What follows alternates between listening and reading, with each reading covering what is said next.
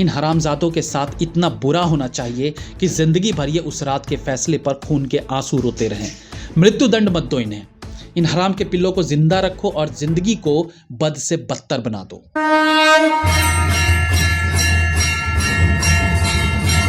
पिछले 2 दिनों में देश में 2 बड़ी घटनाएं हुई हैं। एक को आप घटना समझ लें या चर्चित विषय समझ लें, लेकिन दूसरी घटना ही है, या यूं कहिए शर्मनाक घटना।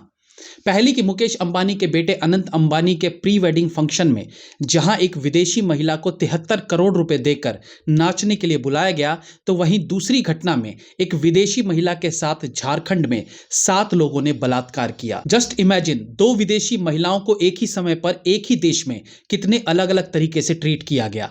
एक रिहाना थी जिसे एक मोटी रकम देकर भारत बुलाया जाता है, और एक स्पेन की महिला जो वर्ल्ड टूर पर निकली थी, लेकिन कुछ वहशी दरिंदों ने उसे मिलकर उसके पति के सामने उसके साथ बलात्कार किया।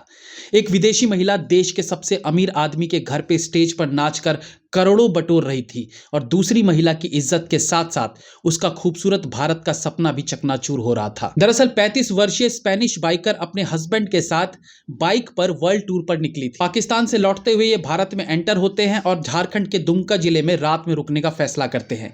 इसके आगे उन्हें नेपाल जाना था। रात ज्यादा हो गई थी तो इन्होंने सोचा कि आज यहीं स्टे किया जाए।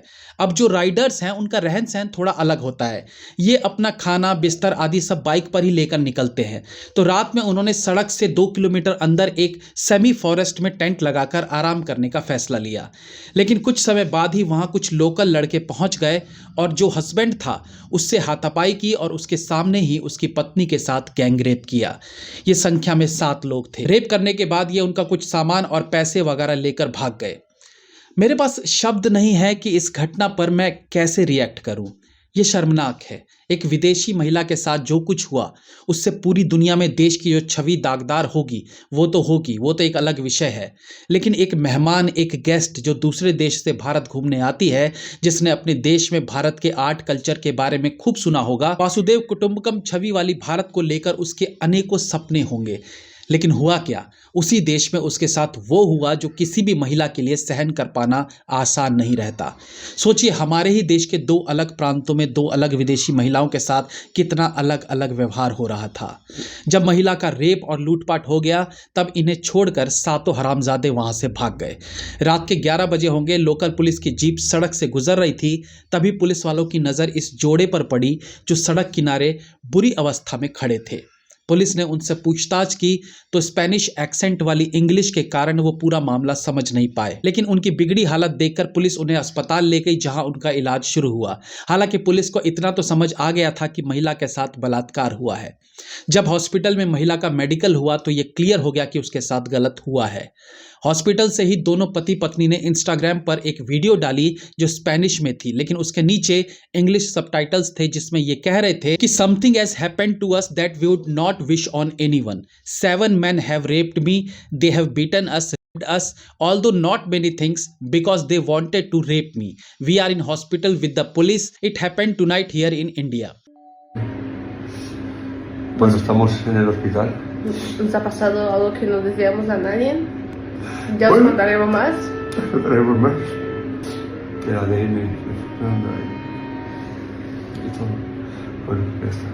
इस वीडियो को बनाते वक्त दोनों पति पत्नी ऑलमोस्ट रोने वाली स्थिति में हैं। ये बहुत पीड़ादायक है।